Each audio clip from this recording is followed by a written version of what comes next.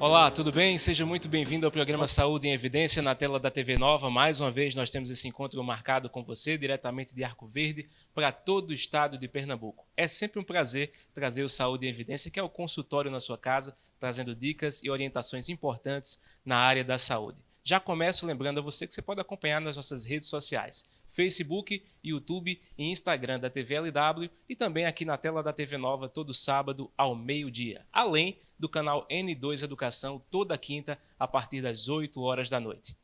Nossos apoios, conosco Líder Empresarial, AESA, Grupo LW, Hospital Memorial Arco Verde e Colégio São Domingos, todos juntos fazendo saúde em evidência para você. Hoje recebemos o Dr. Alessio Galindo. Ele é médico clínico, cardiologista, intensivista, sanitarista e também é professor da Faculdade de Medicina do Sertão aqui em Arco Verde. Doutor Alessio, mais uma vez aqui conosco, seja bem-vindo ao nosso programa.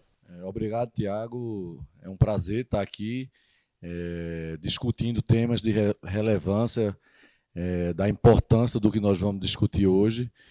Eu gostaria de não estar discutindo mais esse tema, a gente discutia há um ano atrás, mas ele é cada vez mais presente nas nossas vidas. Então é um prazer estar aqui com todos vocês.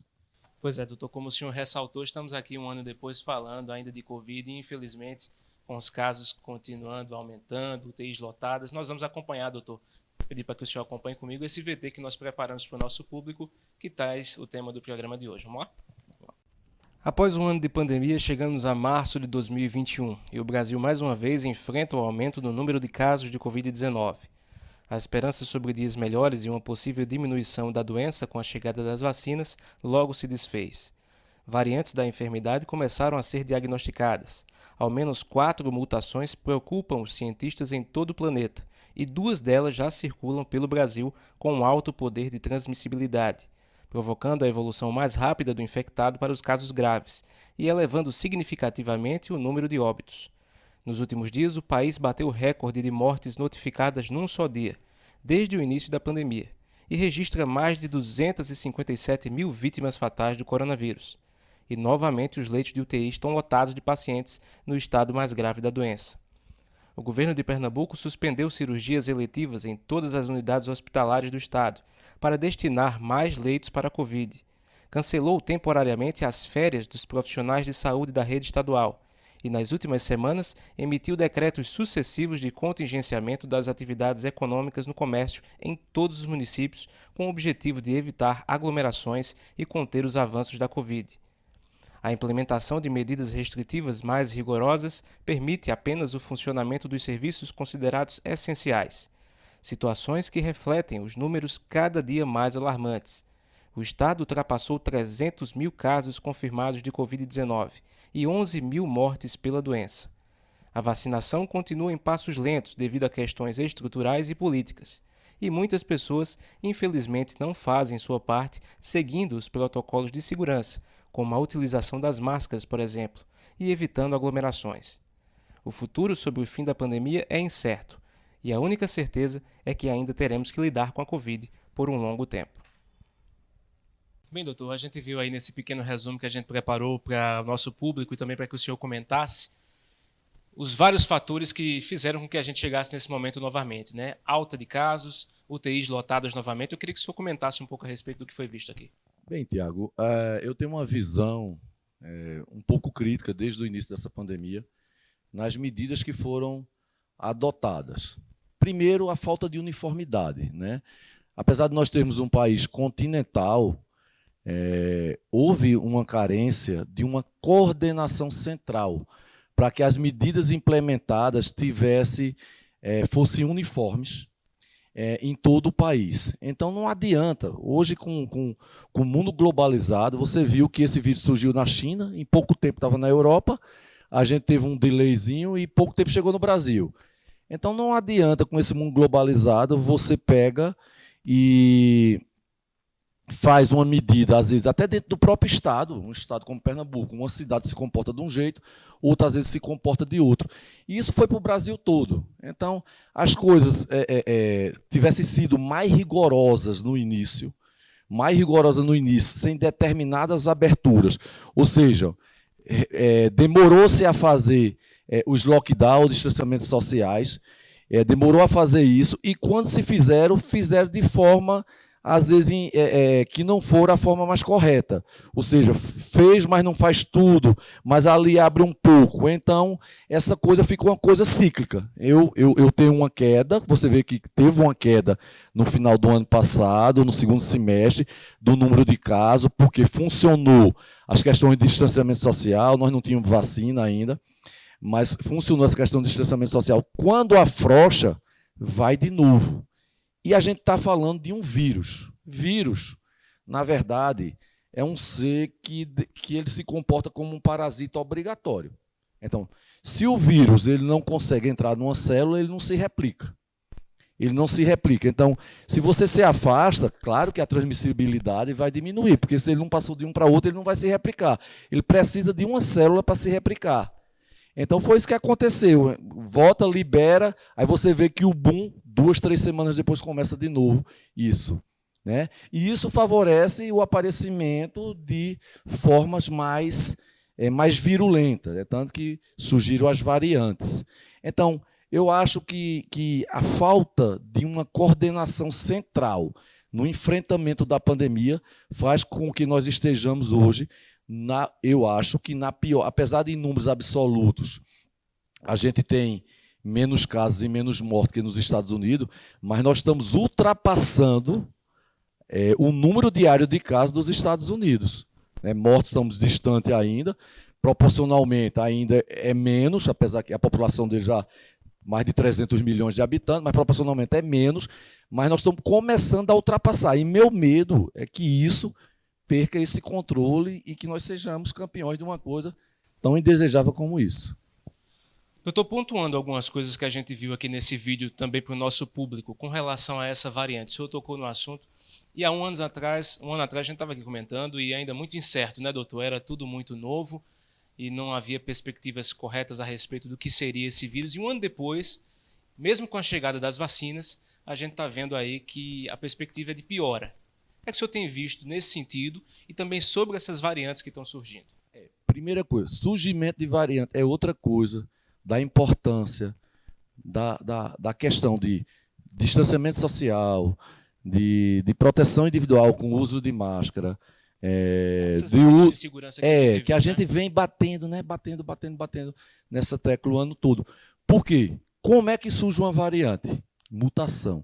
E quando é que surge mutação? Quando se replica.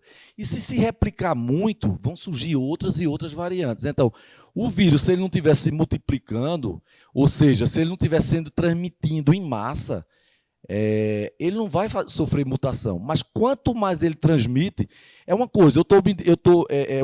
Um RNA, que é um ácido que faz parte esse vírus é o RNA, né? É um ácido que vai entrar na célula e vai entrar na célula e vai fazer com que a célula copie ele. Só que a célula vai se replicando e ela erra. Ela faz uma cópia, faz 2 cópias, faz 3 cópias, faz 4 cópias, aí faz 5 cópias, faz 1000 cópias e ela erra. Um momento ela erra. E na hora que ela erra, aquela cópia sofreu uma mutação. E se aquela mutação for benéfica ao vírus, o outro vírus desaparece e aquela começa a predominar. É a lei de Darwin, a seleção natural, né? Aquilo que é mais benéfico a uma espécie se torna aquela espécie preponderante. Então, o vírus faz isso. Então, por que aconteceu essas mutações que surgiram lá em Manaus? A coisa que foi mal feita, né? Lá em Manaus abriram tudo, não fecharam o comércio, parará, e começou. Né? Você veja que em 2021 morreram mais gente em janeiro do que o ano de 2020 todinho, lá em Manaus. Essa segunda onda foi devastadora. Devastadora. Então, como é que surge isso? Como eu estou dizendo, uma cópia genética errada por uma transmissibilidade alta. Você veja que o coeficiente de transmissibilidade ainda no Brasil ainda está acima de 1. Acima de 1. Quer dizer, a gente está numa pandemia descontrolada. A gente vem num caminho inverso do mundo. O mundo vem começando a cair, a controlar, e a gente vem só aumentando transmissibilidade, aumentando o número de mortos, aumentando o número de casos novos. Então, e isso chega aonde é que chega? O que é que a gente bateu sempre na tecla o ano todo? Não pode, claro, aí diz, não, mas a pessoa vai pegar de todo jeito. As pessoas vão pegar de todo jeito, mas não pode todo mundo pegar ao mesmo tempo. Não pode todo mundo pegar ao mesmo tempo. As pessoas podiam pegar, mas não pode pegar ao mesmo tempo. Por que não pode pegar ao mesmo tempo? Apesar de 85% dos casos de coronavirose serem leves, ou muitas vezes não ter sintoma, mas tu pensa em termos de número absoluto, o que é 15% de casos mais graves que necessitam de uma internação hospitalar. Esse é o grande problema, né, doutor? O sistema hospitalar não aguenta e ele começou a dar sinal, aconteceu aquele problema de Manaus, e aquilo foi um aviso que se viu para o resto do país e a coisa não andou. Então começa a dar sinal. Os estados mais ricos agora estão sofrendo. Você pega o Rio Grande do Sul com 100% de UTI, Santa Catarina 100% de UTI, transferindo para outros estados. E ainda vem a questão do enfrentamento, né? Eu acho que saúde pública, epidemiologia, sanitarismo, tem que ser para especialista. Tem que ser para especialista. Eu vou dar só um exemplo, para não me prolongar nessa pergunta que você me fez. Manaus começou a surgir uma cepa nova, foi identificada uma cepa nova, e surgiu o caos de Manaus, falta oxigênio, gente morre, vala comum de cemitério. E o que foi que fizeram? Ao invés de levar hospital de campanha para Manaus, levar profissionais de saúde para Manaus, não, tiraram os doentes de Manaus com uma cepa nova e transferir para os outros estados. É claro que que alguém vai se infectar no hospital, que vai botar para um parente e parará. Não tem como. Era para ter sido o inverso, era para ter levado a Manaus e deixado Manaus numa quarentena. Não, leva os pacientes de Manaus para Recife, para Teresina, para Goiânia, para Brasília, para São Paulo. É claro que a cepa vai se disseminar dentro do país. Não tinha como. É um outro caminho. A gente viu também, doutor, a respeito dessa questão da variante, que, por conta disso, os casos graves eles se tornam mais rápidos, né? A evolução do vírus e da doença, dos sintomas, ela é mais rápida. Isso também foi determinante, né, doutor? Essa evolução rápida. Né? A gente ainda tem uma certa dúvida com relação a isso. Assim, essa variante é o quê? Ela adquiriu um potencial de transmissibilidade maior. Então, é aquela coisa que eu falei há pouco. Se eu transmito mais, eu tenho mais casos. Então, se eu tinha uma variante, aí eu tinha 100 casos, aí eu esperaria ali que eu teria 15 casos graves. E 5, 6 casos de UTI, desses casos mais graves. Aí se agora uma variante vem e tem um potencial por uma mutação que ela sofreu na proteína, lá, que é a proteína que se acopla no receptor para ela entrar na célula, ela está transmitindo mais, né? Parece ser mais transmissível, isso está provado. É caso que se eu tinha 100 casos, eu teria 15 casos graves, se eu tenho 500 casos, eu vou ter 75 casos graves. Né? E não é só nos grupos de risco, né? Não, e a gente tem visto isso também. Talvez por estar infectando mais jovem, porque muitos idosos ficaram ou isolamento, ou já tiveram a doença, tal. A gente tem visto que ela está se acometendo gente mais jovem e está aparecendo casos mais graves. Agora, eu não tenho elementos ainda para dizer, eu sei que ela é mais transmissível, mas a gente não tem elemento para dizer que essa variante causa uma doença pior. Aí a gente ainda não está tendo esses elementos. Parece, né? Mas assim, a gente em ciência tem que ter certa, que às vezes é o acaso, né? Eu estou infectando mais jovem, e a um ou outro jovem aparece doente. Então, às vezes uma observação pessoal não é boa, porque a minha observação pode estar enviesada. Um estudo que deve sair há pouco, né? Tem outros estudos aí mostrando algumas coisas que eu quero falar para você depois. Tem um estudo para ser publicado no Lancet, de uma pesquisadora de São Paulo, com uma pessoa, um cientista de fora, acho que do Reino Unido, muito importante sobre essa variante. Agora, que ela é mais transmissível, agora, se ela causa casos mais graves, ainda falta alguns elementos para a gente dizer. Talvez por ter mais gente adoecendo, a gente está vendo casos mais graves. Né? Pelo número de pessoas. Pelo número de pessoas acometidas. De todas as faixas etárias. Isso. Com relação a essas medidas que a gente viu, doutor, medidas que o governo do estado está tomando novamente, justamente por conta dessa lotação dos leitos de UTI, são válidas, doutor, essas medidas? Eu acho que sim, né? A gente ficou numa situação Eu acho que quando você viu a primeira vez que eu vim aqui, eu falei o que é que acomete esses pacientes com Covid. Aí eu até falei assim, e está gravado e tal, que é uma, na minha opinião, seria uma sepsis viral. E a gente tanto vê, na verdade, esses casos graves, parece isso. E outra coisa que a gente falou é que não tinha um medicamento específico para que a gente atuasse na doença. Eu tenho uma infecção, eu tenho um antibiótico, né? Eu tenho infecção de garganta, eu estou com uma pneumonia, eu tomo um antibiótico, e isso aí vai mudar o curso da doença. Covid-19 a gente não tem. Não adianta a gente ficar atrás da droga. Claro, a pesquisa é interessante, mas coisas que foram feitas no início, até a gente fez, todo mundo fez.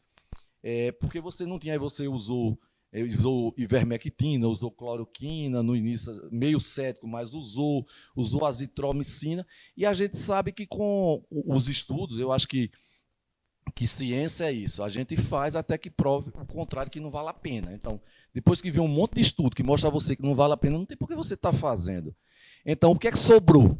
Sobrou as medidas que são proclamadas, não é por mim, não é por algum outro médico, é por todas as autoridades sanitárias do mundo. Um né? consenso. Não é possível que as autoridades sanitárias do mundo, todas, estejam erradas quanto a isso. Né? Eu não vejo como. Todos os cientistas do mundo adotaram essas medidas como medida para conter essa pandemia. Então, distanciamento social. Aí acontece o seguinte, se não tem, está aberto, eu sei que o prejuízo econômico é enorme, mas eu acho que o pior prejuízo econômico quem causa é o vírus, não é distanciamento social. Né? Não adianta estar tudo aberto e morrendo gente. Qual o prejuízo dessa mortandade? Se você for botar no papel, é muito mais que o prejuízo que o comércio, que a indústria vai receber. Então, não tem outra coisa a ser feita. A gente vê que os países que adotaram isso têm coisas, eu vi dados essa semana da Nova Zelândia. Tudo bem, a densidade demográfica da Nova Zelândia é lá embaixo. Isso. A Austrália também tem uma densidade demográfica baixa, mas é um país imenso, mas com densidade demográfica baixa. Mas eu vi alguns países, tipo o Vietnã. Vietnã tem uma densidade demográfica alta. Né? Eu vi Cuba, assim, a quantidade de mortes é irrisória. Na Nova Zelândia teve assim coisa de menos de 100 mortes, é uma coisa impressionante, mas teve um caso, eles fecharam tudo. Aí isola. Né? Isso não é uma coisa criada para Covid, isso é criado para vírus. O que é que a gente fazia quando tinha sarampo? Você tem um caso de sarampo numa rua, o que é que a gente fazia? Não é o que deixava as pessoas, mas pegava aquela rua, como tinha vacina, vacinava todo mundo que teve contato, ia atrás, e aquela rua toda era vacinada. Então é chamado bloqueio vacinal. Um bairro, uma rua. Então, como a gente não tinha vacina, o que tinha que fazer é distanciar mesmo. E enquanto todo mundo não está vacinado, tem que distanciar mesmo. E torcer para que a vacina funcione também, quando tiver todo mundo vacinado, funcione bem contra as variantes que estão surgindo. Vamos falar mais sobre vacina daqui a pouco. Nosso primeiro intervalo, daqui a pouquinho a gente volta com Saúde em Evidência. Até já.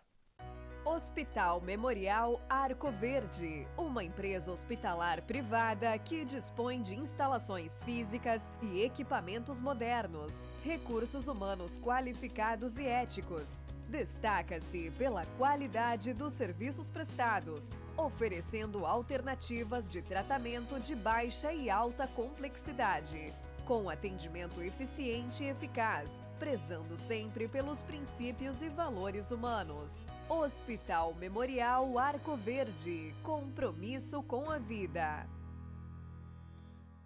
Está na Líder PE a solução em assessoria e consultoria contábil, nos ramos público e privado. Também temos estrutura para o melhor suporte, focado principalmente nas eleições municipais de 2020. Líder PE, soluções para a sua empresa.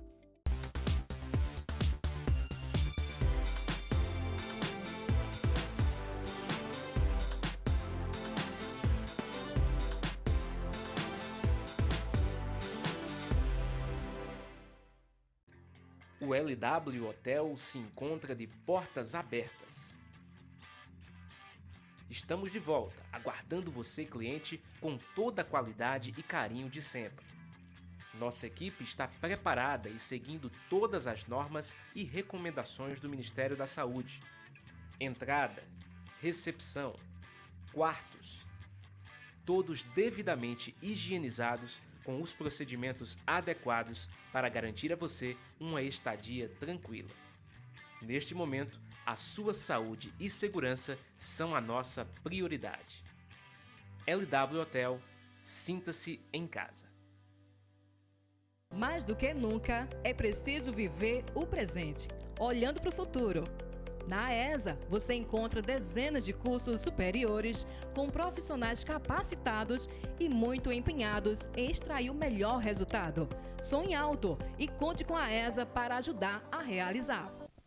Voltamos com o programa Saúde em Evidência na tela da TV Nova. Mais uma vez agradeço a sua companhia, a sua audiência nesse encontro que a gente tem toda semana, aos sábados, a partir do meio-dia, aqui na tela do canal 22.1. E eu lembro a você que você pode acompanhar também a reprise na quinta-feira no canal N2 Educação, a partir das 8 da noite. E fica disponível nas nossas redes sociais, Facebook, YouTube e Instagram da TV LW. Hoje nós estamos recebendo o Dr. Alessio Galindo, falando mais a respeito de Covid e, infelizmente, da alta nos casos em todo o país.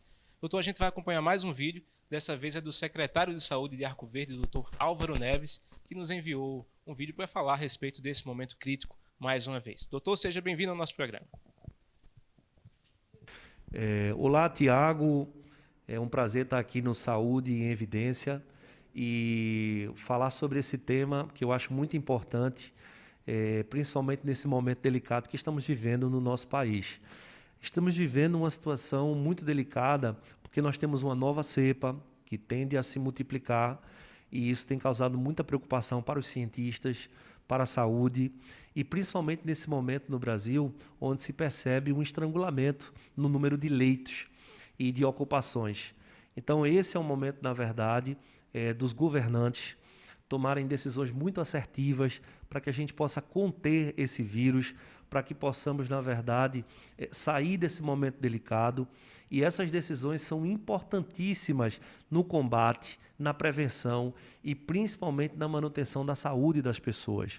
Esse é o momento que precisamos nos preocupar e vislumbrar, certamente, um cenário ainda melhor. Então, essas medidas restritivas que têm sido adotadas por alguns governos, dentre eles o governo do estado de Pernambuco, são medidas muito assertivas porque elas visam, não é, proteger o sistema de saúde, para que esse sistema de saúde tenha capacidade de atender as pessoas. É uma situação muito delicada decidir entre quem vai viver ou quem vai morrer. E isso acontece naqueles casos onde existe uma superlotação. Então, para que isso não aconteça, é muito importante que, nesse momento, essas decisões, medidas restritivas, possam ser aplicadas, claro, com muito cuidado, com muito foco e visando também, obviamente, essa atenção com a economia, né, do país e de uma região. Mas são medidas importantíssimas para que as pessoas possam se prevenir e certamente o sistema de saúde possa atender da melhor forma possível os pacientes de Covid-19. É um momento delicado, ainda estamos em pandemia e precisamos, nesse momento, atentar para esses cuidados. Então, eu volto a dizer, pode parecer clichê, mas eu volto a repetir: use máscaras, lave bem as mãos, mantenha o distanciamento social, evite aglomerações. São medidas assim que vão nos ajudar. E quanto à vacina, não se esqueça, quando chegar o seu momento, a sua vez, tome a vacina. Vacina é vida. Vacina vai ajudar a nos proteger contra esse vírus. Então a gente precisa ter consciência disso para que a gente possa sair da melhor forma possível dessa pandemia que nos assola já há um ano. Bastante pertinente, né, doutor? A fala do secretário de Saúde aqui de Arco Verde com relação a esse momento, o senhor já tinha frisado, ele também ressaltou essa questão da preocupação com o sistema público de saúde e a lotação desses leitos, né? A verdade é essa, né? Às vezes fica repetindo as coisas e as pessoas repetem, mas essa é a grande preocupação.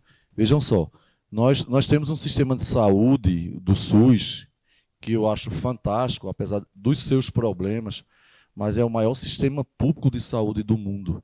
Só quem faz vacina é SUS, só quem faz programa de AIDS é SUS. Só quem faz vigilância epidemiológica e vigilância sanitária é SUS. Só quem faz transplante é SUS. Então, uma coisa que a gente tem que valorizar. Mas ele tem seus gargalos e a gente conta com várias outras doenças, né?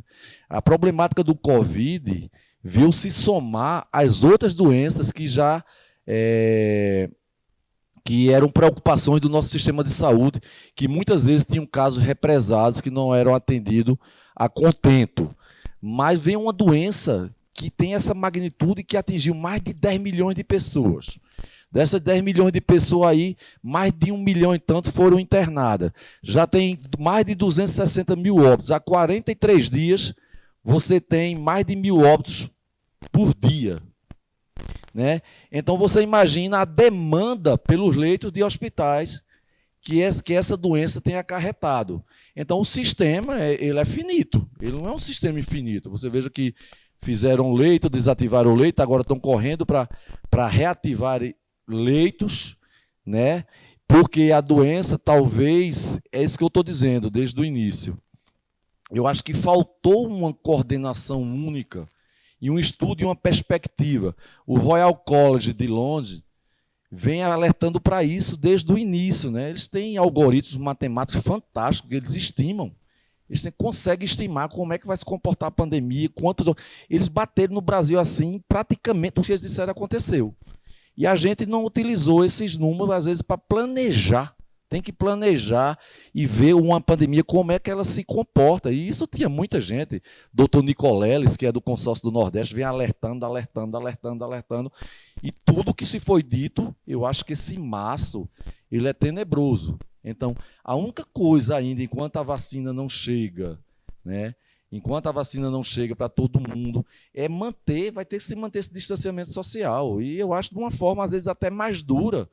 Custa o que custar, é o prejuízo econômico, eu sei que existe, mas o prejuízo também econômico também existe pela vida perdida, né? Que começa a atingir agora pessoas em plena capacidade produtiva. Está começando a atingir pessoas em faixas etárias mais jovens, em plena capacidade produtiva, as vidas sendo ceifadas, e a gente não sabe também o que é que o rastro de doença que esse Covid-19 vai deixar. A gente não tem a ideia. Eu tenho já visto algumas coisas, já tenho lido alguns trabalhos e tenho visto com experiência própria em consultório, em emergência, algumas coisas que parece que sequelas ficarão. Então, pode ficar muita gente mutilada ainda. Além de ter perdido a vida, outros mutilados. Que exemplo você pode citar? Problemas pulmonares. A gente pega um paciente que teve Covid há 3, 4, 5 meses. Chega no hospital, que diz que está cansando aos esforços. Você faz uma tomografia, está 30%, 40% do pulmão acometido ainda. Será que isso vai criar uma fibrose e essa capacidade pulmonar vai perder-se?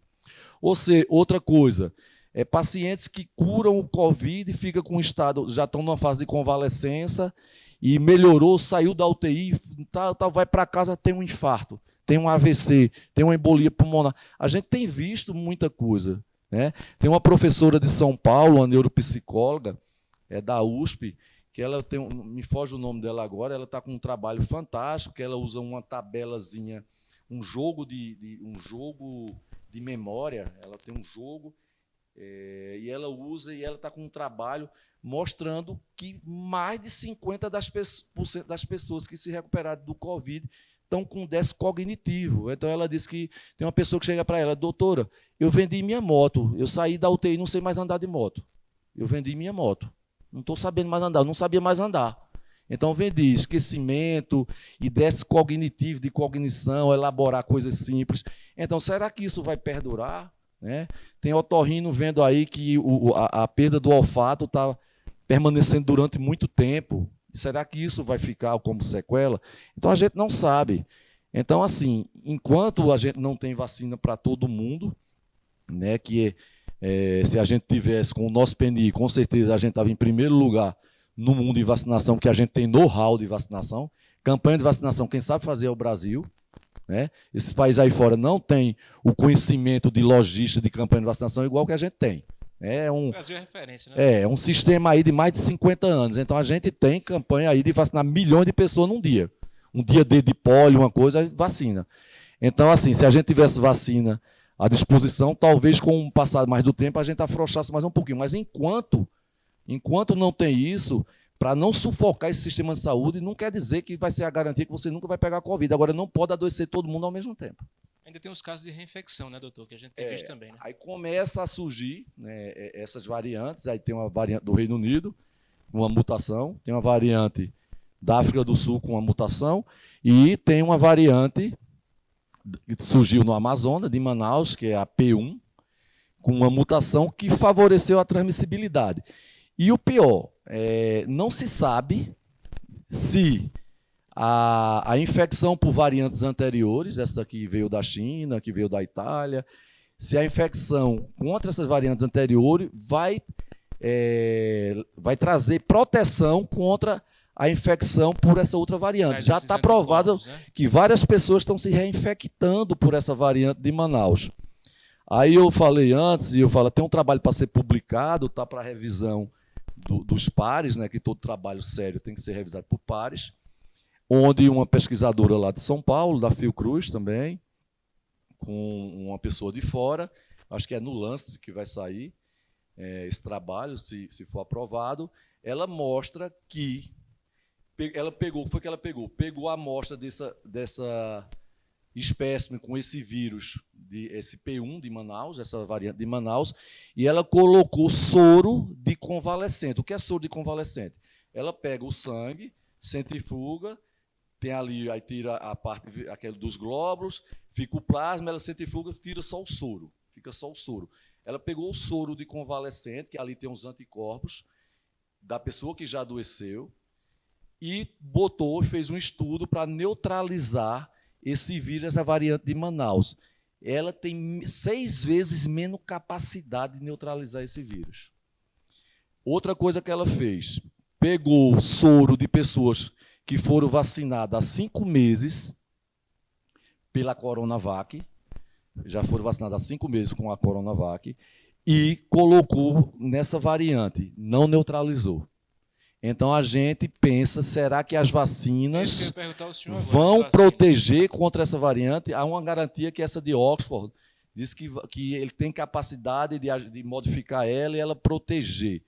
Mas aí fica uma grande dúvida. Esse trabalho que vai ser publicado joga uma problemática muito grande. Por que eu digo isso? A Fiocruz fez um estudo, saiu essa semana, em 8 estados brasileiros. 8 estados brasileiros. Desses 8, só 2 estados tinha menos de 50% do vírus que não fosse as variantes. Quer dizer, o vírus que está circulando agora nos estados são as variantes, tanto a de Manaus como a variante inglesa. Tá? Então, os 2 estados que não tinha, desses 8, que não tinha 50% dessas variantes, eram Alagoas e Minas Gerais. Pernambuco tinha 50,8%. De vírus, das pessoas infectadas com as variantes. Então, aí vem uma problemática, né? Será que essa vacina vai proteger contra as variantes? Vamos esperar. Deus queira que sim, né? Deus queira que sim, porque senão a coisa se prolonga muito. Essas variantes, doutor, que o senhor tem falado, elas são detectadas nos exames que são feitos no SUAB e também no de sangue. Como é que é feita a detecção dessas variantes? Esse é um dos grandes problemas que o mundo está irritado com o Brasil. O Brasil, apesar de ter falhado várias vezes ao longo da pandemia, questão do distanciamento social, dos lockdowns, nós falhamos na vacina, né, porque a vacina começou a ser falada em julho, então nós éramos para ter comprado essas vacinas e garantido nossas doses, não depois de agora, estar comprando agora e fazendo negócio agora, talvez a gente consiga vacina lá para o final do meio do ano ou final do ano. Mas como é que é detectado? Tem que fazer um sequenciamento genético, não é isso, não é só fazer o SUAB, ele vai identificar o corona, mas não vai dizer que tipo é. Então, tinha que ter agora uma vigilância genética para ver o que está preponderando e a gente não está fazendo isso. Não está fazendo isso. Mais uma vez, uma coisa que a gente não está fazendo. E para monitorar os dados, é complicado, né? Complicado. Sem essas informações, doutor? Aí os estudos, você sabe que estudo, ele pega a amostra populacional. Ele não pode fazer um inquérito, que aí é inviável do ponto de vista econômico. Mas, a nível do Ministério da Saúde, ele pode trabalhar para ver e tentar identificar, porque nada impede que já tenham surgido novas variantes por aí. Se eu não estou monitorando geneticamente, eu estou com uma transmissibilidade alta e as mutações ocorrem a partir dessa transmissibilidade. Quanto mais se divide, mais mutação pode acontecer, nada impede que eu já tenha outra variante, uma variante de Pernambuco, uma variante de Alagoas, não sei. A gente não sabe porque a gente não está fazendo isso. A gente não está fazendo vigilância genética de genoma de vírus. E como o senhor já frisou, as vacinas que já existem no mercado não têm eficácia contra algumas dessas variantes, né? Parece, né? Eu não posso afirmar. Esse estudo dessa professora é um estudo bem feito, eu acho que vai ser publicado. Pelo menos esses pacientes que faziam 5 meses que tinham tomado a vacina, me parece a Coronavac, ela não teve uma eficiência adequada para neutralizar, vamos falar também in vitro, né? Ali o teste é in vitro, a espécie P1, né? do vírus, que é a espécie que surgiu aqui no Brasil e que o mundo todo está com medo dela, né? Vou fazer mais um rápido intervalo, doutor. Daqui a pouquinho a gente volta com o programa Saúde em Evidência. Até já. Hospital Memorial Arco Verde, uma empresa hospitalar privada que dispõe de instalações físicas e equipamentos modernos, recursos humanos qualificados e éticos. Destaca-se pela qualidade dos serviços prestados, oferecendo alternativas de tratamento de baixa e alta complexidade, com atendimento eficiente e eficaz, prezando sempre pelos princípios e valores humanos. Hospital Memorial Arco Verde, compromisso com a vida. Está na Líder PE a solução em assessoria e consultoria contábil, nos ramos público e privado. Também temos estrutura para o melhor suporte, focado principalmente nas eleições municipais de 2020. Líder PE, soluções para a sua empresa.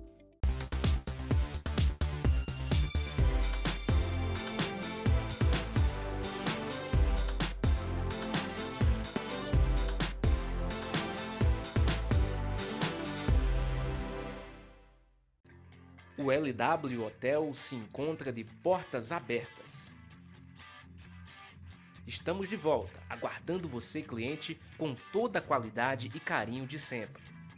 Nossa equipe está preparada e seguindo todas as normas e recomendações do Ministério da Saúde.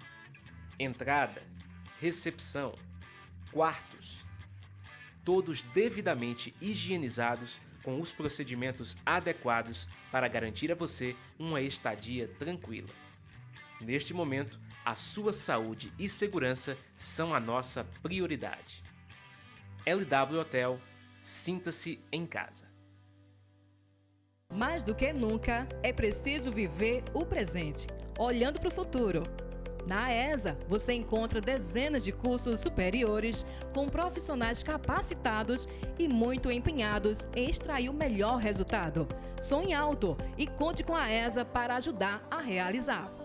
Voltamos com o Saúde em Evidência para você. Mais uma vez, obrigado pela sua audiência, obrigado pelo carinho de sempre. Esse encontro marcado que a gente tem todo sábado aqui na tela da TV Nova ao meio-dia. E eu lembro para você assistir também a reprise na quinta-feira no canal N2 a partir das 8 horas da noite e a hora que quiser nas redes sociais, Facebook, YouTube e Instagram da TV LW, diretamente de Arco Verde para todo o estado de Pernambuco. Agora a gente acompanha o vídeo do Dr. Pedro Gabriel, ele é psicanalista e sempre participa com a gente, trazendo palavras a respeito desse momento psicológico que a gente está enfrentando. Vou convidar o doutor Alessio para acompanhar com a gente esse vídeo e você também vai acompanhar, claro. Vamos lá? Olá, Tiago. Olá, você que nos assiste pela TV LW e pela TV Nova Nordeste, afiliada da TV Cultura. Tiago, o filósofo Arthur Schopenhauer, um filósofo alemão muito célebre da virada do século XVIII para o século XIX, disse, no alto de sua sabedoria, que a existência humana ela se desenvolve de maneira pendular. Como vocês sabem, um pêndulo é um movimento flexível baseado em um ponto de equilíbrio. E nesse pêndulo, que marcaria o desenho de toda a história humana, de qualquer uma das nossas existências, esse pêndulo ele oscila entre o tédio e o sofrimento. Diz o filósofo que não há vida humana que não passe, que não atravesse, que não circunde, que não se desenhe por meio de algum sofrimento e de algum tédio. Friedrich Nietzsche, o filósofo também alemão do século XIX, discípulo do Schopenhauer, completa o seu mestre dizendo o seguinte, que nesse equilíbrio entre tédio e sofrimento, o ser humano prefere querer o nada a nada querer. Tiago, o que é que significa tanta filosofia? Significa que muito do nada que nos circula e que aparece na forma daquele sinal que Freud chamou de angústia, é desejado por nós como tentativa de dar conta ou produzir uma alternativa pendular ao tédio. O sofrimento é a alternativa, para muitas pessoas, ao tédio, e há que se construir alternativas mais saudáveis. Alternativas que passem pela palavra como grande alternativa ao tédio e ao sofrimento. A palavra direcionada a alguém querido e direcionada também a um profissional que pode nos ajudar nesse momento de tanta escuridão. A Unimed Recife, ela divulgou hoje cedo dados de uma pesquisa, de uma projeção, na verdade, não é, que supõe que o pico do vírus ele acontecerá entre 6 e 20 de abril. Se isso for correto, a maioria das pessoas se contaminarão de hoje até a próxima quarta-feira, razão pela qual devemos redobrar os nossos esforços, a nossa contenção social. E você que nos assiste, se a sua saída de casa ela não é extremamente necessária, se nenhuma vida depende de sua saída, tente se resguardar, proteger a você próprio e a quem você ama, mantendo-se isolado das demais pessoas, para a gente tentar diminuir um pouco o pico desse mal que ainda nos assola e que já tem data para terminar. Não há mal que dure para sempre e certamente essa tempestade haverá de passar bem antes do que se imagina. Então, você que nos assiste, que você possa tomar os seus cuidados, se resguardar, ficar em casa, mas que a sua estadia na solidão mais íntima, ela não seja essa estadia pendular que oscila entre solidão e tédio, que não seja esse querer o nada, senão querer reencontrar na solidão, no silêncio, na proximidade com as pessoas que te cercam e que nem sempre você tem tempo de olhar nos olhos, de conversar, de conviver, que seja um momento de reencontro com essas pessoas e com esse caldo de ternura que pode ser nutrido e pode ser obtido das relações. E como é que se enfrenta esse período, Tiago, de tanta incerteza, de tantos escuros? O meu querido Guimarães Rosa já nos ensina, lá no Grande Sertão Veredas, esse livro que talvez seja a coisa mais bela já escrita em língua portuguesa, ele nos ensina que o correr da vida embrulha tudo. A vida é assim, ela esquenta, mas depois ela esfria, ela aperta, mas depois ela afrouxa, sossega e depois desinquieta novamente. E o que ela quer da gente, Tiago, o que a vida quer de nós é coragem. O que Deus quer, diz o Guimarães Rosa, lá no Grande Sertão Veredas, pela boca do Riobaldo, o que Deus quer é que a gente seja alegre no meio de alegrias e ainda mais alegre no meio de tristezas. Te passo a palavra, Tiago, e para as pessoas que nos assistem, passo essa mensagem de paciência e de esperança. O correr da vida embrulha tudo, mas a alegria haverá de voltar, como o sol que insiste em voltar a nascer, como a primavera que insiste em voltar a trazer sabores, odores e perfumes. Uma primavera nos aguarda lá na frente, gente. Tenhamos somente um pouquinho mais de paciência. Um grande abraço. Abraço para o senhor também, doutor Pedro. Sempre importantíssima a sua participação aqui conosco. Sempre fundamental e sempre de muita relevância as suas palavras. Doutor Alessio, eu queria que o senhor comentasse um pouco a respeito dessas palavras maravilhosas do doutor Pedro. Palavras muito profundas, né? Ele, na verdade, verdadeiramente é um poeta, né? Fala palavras que tocam, né? Que tocam com a alma, e a vida é isso mesmo que ele falou, né? A vida se constrói de sofrimento e de aprendizado dioturnamente, né? A gente aprende a cada dia. Então, essa pandemia, ela vem nos ensinando muito, desde de convívio social, desde de condutas, de atenção na saúde. Então, essa pandemia ela vai colocar a gente, né? Eu espero, apesar do sofrimento, né? Desse sofrimento que a gente vem passando, mas eu espero que ela nos coloque a gente depois disso num patamar diferente, né? Um patamar de mais responsabilidade social, de mais solidariedade, né? As pessoas que a gente tem que ter na gente essa questão de responsabilidade social. A gente vive em uma sociedade e a gente é responsável pelos outros. Então, nossos comportamentos, eles influenciam as pessoas e eles podem ser determinantes para a vida das pessoas também. Então, cada um é responsável, né, por um pedacinho dessa comunidade que a gente vive, desse meio da sociedade. Então, essa pandemia é triste, né, mas eu acho que depois das tempestades, a gente pode sim e deve colher a bonança mesmo, a bonança depois da tempestade. Falando também sobre esse sofrimento destacado, doutor, eu queria que o senhor falasse um pouco a respeito das UTIs. O senhor lida diretamente com a UTI, intensivista aqui do Hospital Memorial Arco Verde. Queria que o senhor ressaltasse um pouco desses problemas enfrentados na UTI, lidar com o paciente na luta, né, contra a vida, na vida e contra a morte, diariamente, né, doutor? A gente está vendo... A UTI ocupada, ela reflete o número, mas muitas vezes a gente não vê a família por trás disso, né? O sofrimento dos familiares, dos parentes que estão por perto. É terrível, né, doutor? Foi uma coisa assim, nova, completamente diferente do que a gente estava acostumado, né? As UTIs, cada vez elas trabalham mais pela humanização. O que é isso? Então, já tem UTI em grandes hospitais que elas colocam um apartamento dentro das UTIs, onde a família pode ficar com aquele paciente que está em terapia intensiva. Então, tem grandes UTIs por aí que isso é comum, né? Mas tem outras UTIs, quando a gente não consegue isso, que a gente aumenta o número de visita, ou a gente aumenta o tempo da visita, né? Nós tínhamos aqui um UTI com uma visita, 2 visitas ao dia, depois a gente preferiu fazer uma visita à tarde, mas com 1h30 de visita, né? Chega a dar para alguns familiares. Então, isso é completamente diferente no Covid. A pessoa, quando vai para a UTI, ela se separa, né? Ela se separa e as pessoas aprenderam a conhecer também a doença. Ela sabe que ir para a UTI já é um risco muito grande de morrer, né? Não que a UTI é um lugar que as pessoas vão para morrer, mas é porque se está indo para a UTI, ela já bota na cabeça que tem uma doença muito mais grave. E a gente viu que de cada 3 pacientes entubados no Brasil, 2 morrem, né? 66% mais ou menos, morrem dos pacientes entubados. Isso em UTIs brasileiras, tem variações regionais, mas dessa forma. Então, já é um paciente completamente diferente, né? Completamente diferente. Quando o paciente não está assim, entubado ou sedado, a gente permite que o paciente possa se comunicar por telefone, por videochamada com os familiares, mas é uma coisa que carrega um estresse muito grande, né?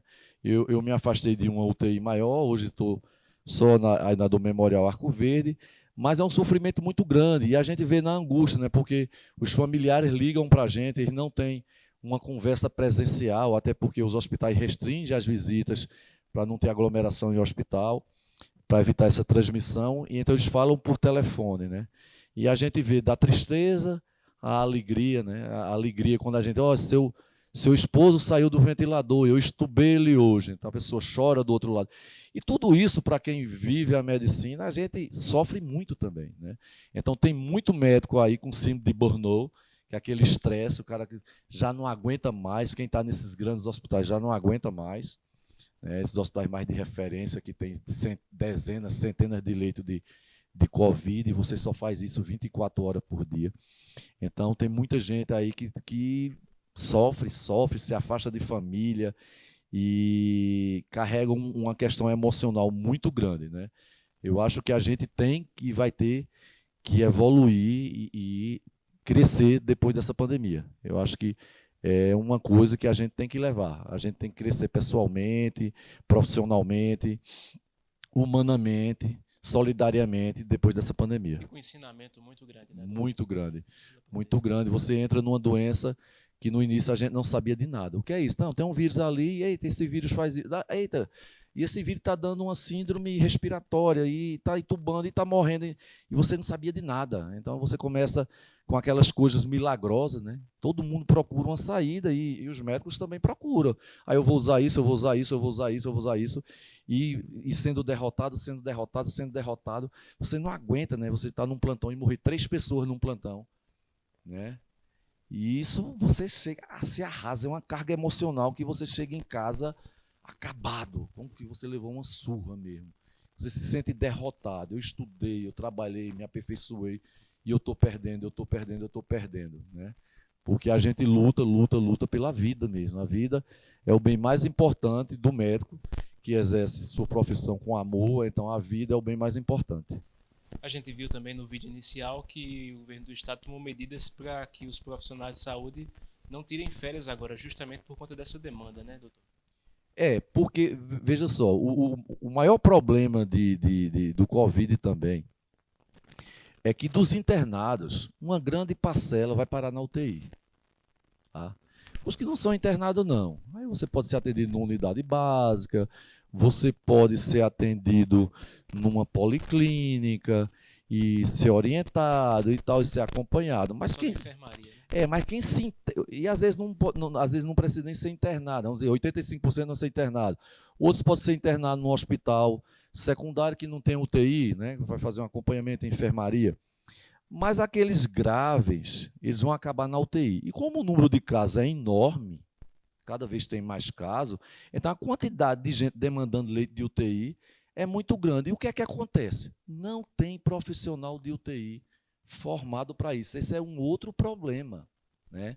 É uma especialidade que muitas vezes as pessoas vão lá e fazem um bico, né? Então, começa também a ter uma demanda muito grande de paciente e de vagas de UTI e não tem um profissional treinado para isso. Então, começa a colocar-se, às vezes, muitas pessoas recém-formadas, que não têm uma experiência.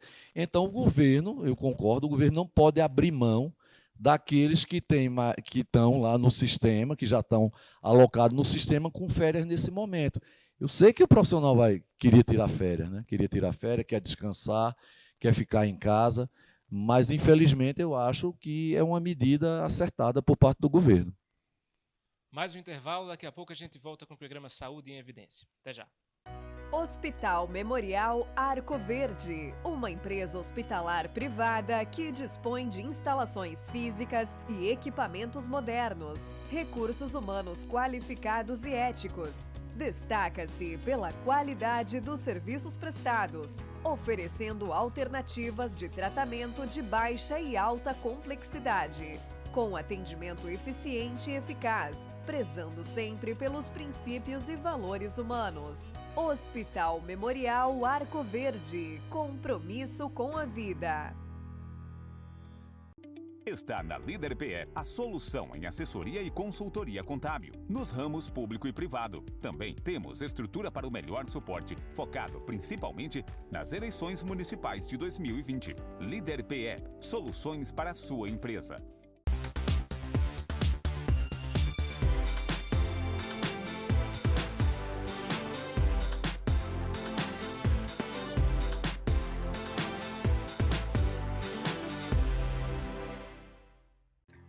O LW Hotel se encontra de portas abertas. Estamos de volta, aguardando você, cliente, com toda a qualidade e carinho de sempre. Nossa equipe está preparada e seguindo todas as normas e recomendações do Ministério da Saúde. Entrada, recepção, quartos, todos devidamente higienizados com os procedimentos adequados para garantir a você uma estadia tranquila. Neste momento, a sua saúde e segurança são a nossa prioridade. LW Hotel, sinta-se em casa. Mais do que nunca, é preciso viver o presente, olhando para o futuro. Na AESA, você encontra dezenas de cursos superiores com profissionais capacitados e muito empenhados em extrair o melhor resultado. Sonhe alto e conte com a AESA para ajudar a realizar.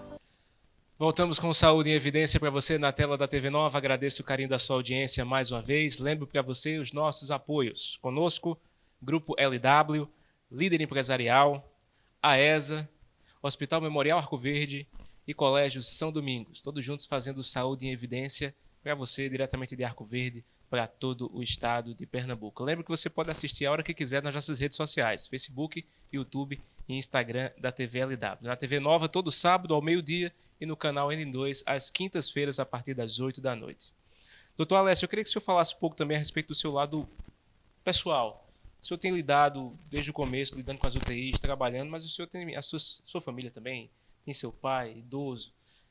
A expectativa do senhor com relação à vacinação e como é que as pessoas sigam as orientações, né? Sigam as recomendações e, de fato, obedeçam às restrições, fiquem em casa, usem a máscara e higienizem as mãos, porque a gente vê que depois de um ano muita gente deixou de fazer tudo isso, né? Como o doutor Álvaro, secretário de saúde do município, falou, parece um clichê, você repetiu agora, né? A gente fica pedindo isso, né? Use máscara, higienize as mãos, mantenha distanciamento social, mas é o que nós temos, né? Nós não temos um medicamento eficaz, nunca tivemos, né? Até utilizamos, como eu já frisei aqui, com muita dúvida, sendo muito cético, né? Ciência é isso, é uma dúvida que cria uma hipótese, mas depois que essa hipótese não é confirmada, a gente quando vai fazer uma pesquisa clínica, a gente tem que confirmar a hipótese nula, ou seja, eu tenho que provar que aquilo é melhor do que nada. E quando não se prova, a gente tem que ter o discernimento de parar de fazer aquilo, porque não está trazendo bem. E não está trazendo bem, né? E se não está trazendo bem, a primeira coisa que a gente tem como princípio é não causar mal. Então, se eu uso uma coisa que não traz bem e pode causar mal, eu tenho que parar de usar aquilo. E a gente tem que evoluir. Ciência é isso, né? A gente testa e vai evoluindo. Então, o que sobrou para a gente é distanciamento social e vacina, né? Então, a vacina... Aí as pessoas começam a ter um pensamento, às vezes, meio errado de vacina. Tipo, essa vacina só tem uma eficácia de 50%. Mas o que é determinante em vacina é cobertura, não é eficácia. Tá? Se eu consigo imunizar minha população toda com uma vacina que tem uma eficácia aí entre 50% a 60%, dependeu. Essa Coronavac, em algum lugar, teve mais. A Turquia agora mostrou que tinha 83%. Aqui ficou 50 e poucos %. Então, se eu tenho isso, eu vacino todo mundo, eu acabo com a circulação do vírus. Né? Principalmente porque eu vou deixar de ter os casos mais graves, que a gente sabe que os casos mais graves carregam uma carga viral muito maior e são muito mais transmissíveis. Isso, quase 100% para os casos graves. Então, o importante, enquanto a gente não tem vacina, a gente continua repetindo esse clichê. Eu acho que as pessoas estão chateadas. E não é fácil para ninguém, né, ficar dentro de casa. Você falou, meu pai tomou a vacina, disse, eu vou para a rua. Eu digo, não, papai, tem 12 semanas para tomar a segunda dose, faz um ano que o senhor está dentro de casa e o senhor não pode sair, não, ainda não. Então, o senhor espere para tomar a segunda dose, que aí depois da segunda dose, esperando mais uns diazinhos, o senhor vai estar podendo sair, mas também ainda mantendo os procedimentos de cuidados, que a gente ainda tem muita coisa, né? Eu espero que essa muita coisa não dê em nada, né? Que isso que a gente tenha medo dessas variantes, não, que a vacina consiga imunizar a gente contra essas variantes e esses medos da gente se dissipem, mas enquanto a gente não prova isso, a gente tem que manter a cautela. Doutor, quero agradecer a sua presença mais uma vez conosco, foi muito bom, muito esclarecedor. O espaço é seu, as suas considerações finais. Eu queria agradecer a vocês mais uma vez, a gente já veio outras vezes aqui, dizer da satisfação de poder estar levando para as pessoas aquilo que a gente tem de conhecimento, que a gente trabalha, que a gente aprende, a gente podendo estar levando um pouquinho para as pessoas, e isso faz parte, eu acho, de um comprometimento social que a gente deve ter também na profissão. E dizer, minha gente, que vamos ter mais um pouco de paciência, né? Como o nosso amigo doutor Pedro falou, né? Não há nada de ruim que não se acabe. Isso vai se acabar. A gente já passou um ano, né? Eu acredito que mesmo a gente vai perder mais algumas vidas, né? Temo por perder muitas vidas ainda, mas que a gente consiga vacinar a nossa população e que a vida vá voltando ao normal. Se não ao normal, né? Aquele ponto que a gente faz, né, num sistema para manter em equilíbrio, se não volta ao normal, que volta a um novo normal. mas que a gente para que a gente possa nos confraternizar novamente, abraçar as pessoas e viver como a gente viveu, nem que seja de um modo um pouco diferente. Mas é isso, eu acho que enquanto a gente não tiver essa vacina com a cobertura aí atingindo mais de 70% da população, a gente tem que insistir com essas coisas que a gente repete desde o início, né? Proteção individual, distanciamento social, né? Fique em casa se não tiver a obrigação de sair, né? Se a vida não exigir que saia, fique em casa e vamos nos proteger e proteger a quem a gente ama. Muito obrigado, gente. Obrigado, doutor. Agradeço o carinho da sua audiência, agradeço também a nossa equipe, o Arney Silva nas câmeras, na técnica Zilma Leite, na direção-geral Lídio Marciano. Para você, um excelente restante de semana. Até a próxima, se Deus permitir. Tchau, tchau.